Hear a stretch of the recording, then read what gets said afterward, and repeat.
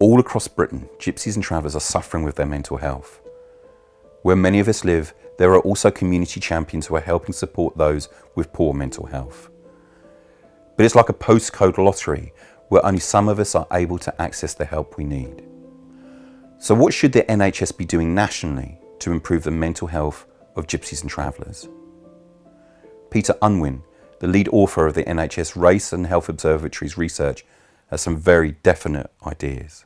Our prime recommendation is that there should be a basic level of knowledge amongst anybody working with members of Gypsy, Roma and Traveller communities.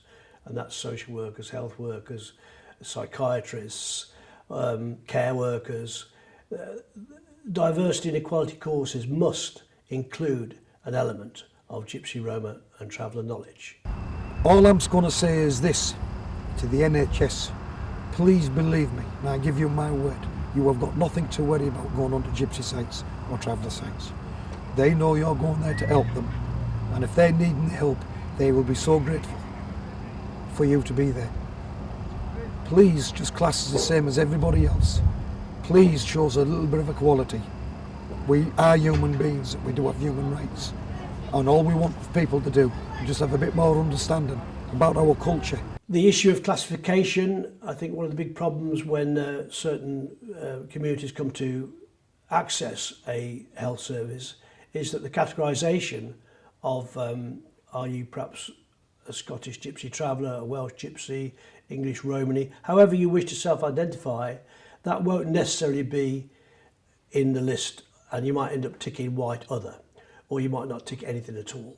So I think the need to capture better the communities in our midst so that health services and social care services can plan their services to meet the particular health needs of those particular communities that they should be serving is very important. And the nurses that we've introduced onto the sites, it's interesting, Kirsty has commented on how they've changed.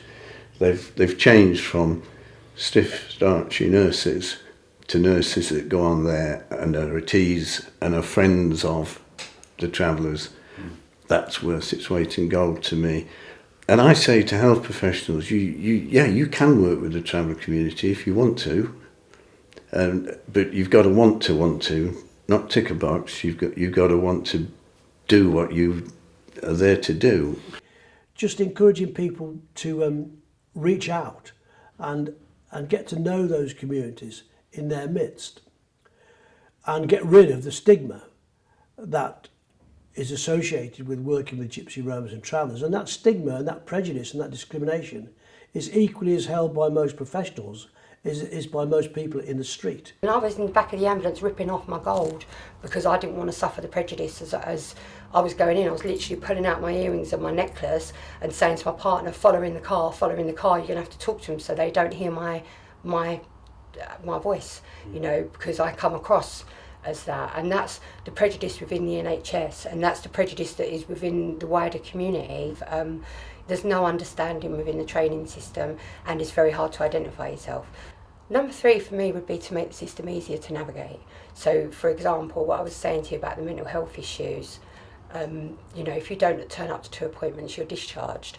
If you don't respond to a written letter, or if you don't online triage yourself or answer their online texts, which are difficult for many people, especially when you're going through mental health traumas or anxiety or depression, then they discharge you, like you're not needed. They need to look at this community and realise that actually we're not a hard to reach community. Sometimes the reach is too hard.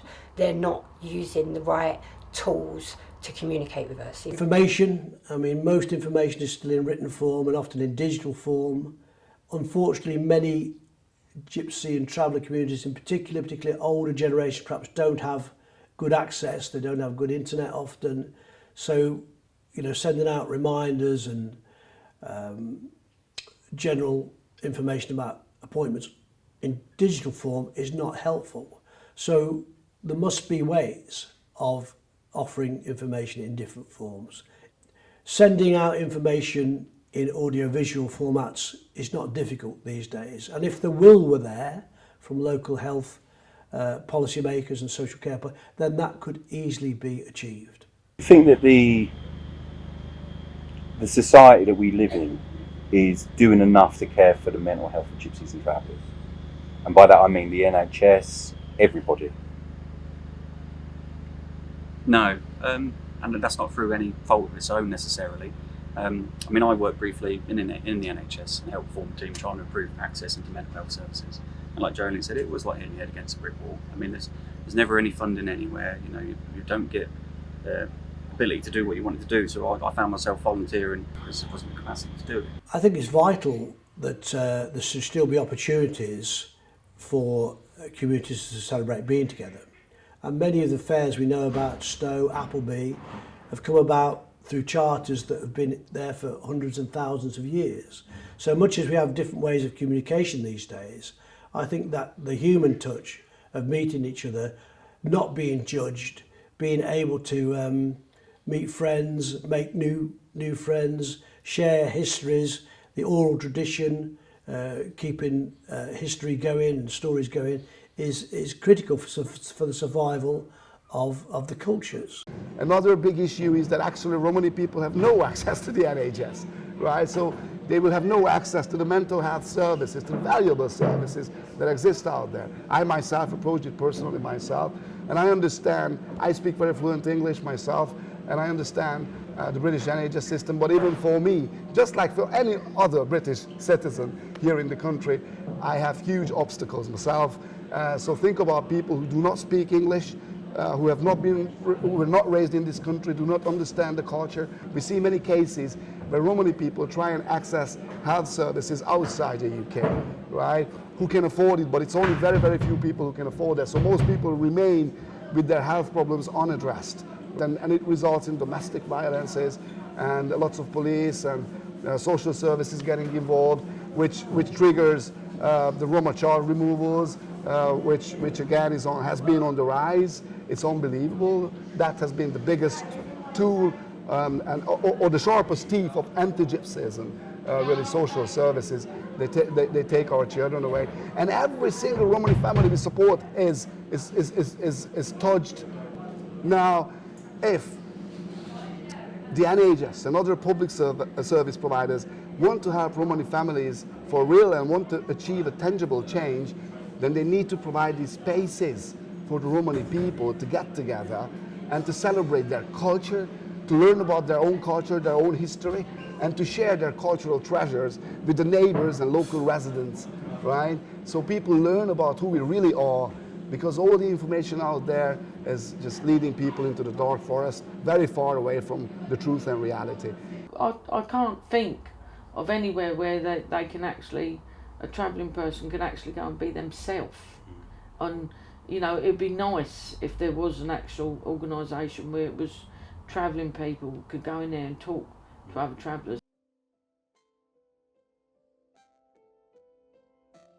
So I've driven from Kent to Cumbria and back down again. And everywhere I've been, I've seen that there is a mental health epidemic within the Gypsy and Traveller community. Now we know that as community members, we need to talk more. As men in particular, we need to talk more and reach out for help. But there's something else that is true as well, which is that the NHS is not doing enough for Gypsy and Traveller communities. It's not enough for the NHS to say these communities are hard to reach. Nobody is hard to reach. The NHS needs to be doing more to reach everybody within our community, so that one day we can look back on this time of darkness where a lot of people are dying and realise that that time is over. If you or anybody you know is suffering with mental health problems, reach out to the numbers and the organisations which are at the end of this video. And if there are people that you care about, that you think that should see this, please share this film on your social media so that more and more people stop reaching for the rope.